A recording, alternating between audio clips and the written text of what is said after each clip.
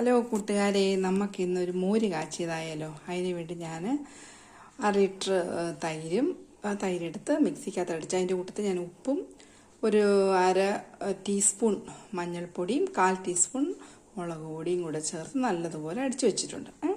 പിന്നെ ഇതിന് കടുക് പൊട്ടിക്കാൻ എന്തൊക്കെയാണ് നമുക്ക് വേണ്ടതെന്ന് വെച്ചാൽ, ഒരു പച്ചമുളക്, അത് ഓപ്ഷനാണ്, വേണമെങ്കിൽ ചേർക്കാം. കറിവേപ്പില, ഒരു ചെറിയ ഇഞ്ചി, ഒരു 2-3 ചുമന്നുള്ളി, ഒരു ചെറിയ 2 വെളുത്തുള്ളി അല്ലി, പിന്നെ ഒരു വറ്റൽമുളക്, പിന്നെ ഉലുവ ഒരു 1/4 ടീസ്പൂൺ മതി, ഒരു 1/4 ടീസ്പൂൺ കടുക്, 1/4 ടീസ്പൂൺ ജീരകം. അപ്പോൾ ഇത്രയാണ്.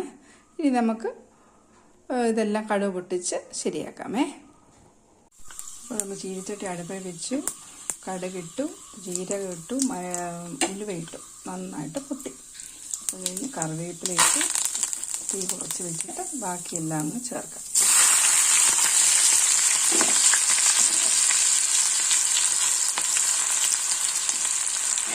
നല്ലതുപോലെ വെട്ടിക്കണം. എണ്ണക്കകത്തോടൊന്ന് നല്ലതുപോലെ മുട്ടട്ടെ.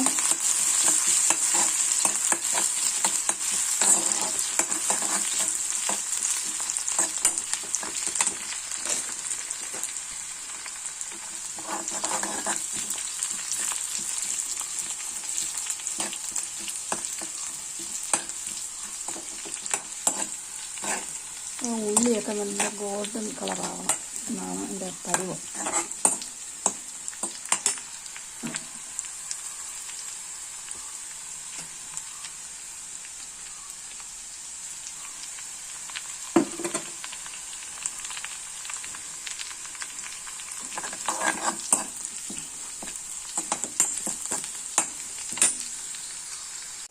നല്ലതുപോലെ മൂത്ത് വന്നിട്ടുണ്ട്. നമുക്കിനി അടിച്ചു വെച്ചിരിക്കുന്ന തൈര് ഒഴിക്കാം.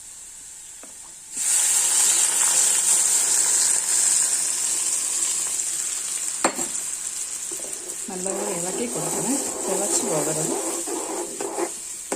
നമുക്ക് ആവശ്യത്തിന് വെള്ളം ചേർത്ത്, ഞാൻ 1/2 ലിറ്റർ വെള്ളത്തിനോട് 1/2 ലിറ്റർ തൈരിൻ്റെ കൂടെ ഒരു 1/4 ലിറ്റർ വെള്ളം കൂടെ ചേർത്തുള്ളേ, ഒത്തിരി ചേർത്തില്ല. വെള്ളം ചേർക്കാതിരിക്കുന്നത് അത്ര നല്ലത്.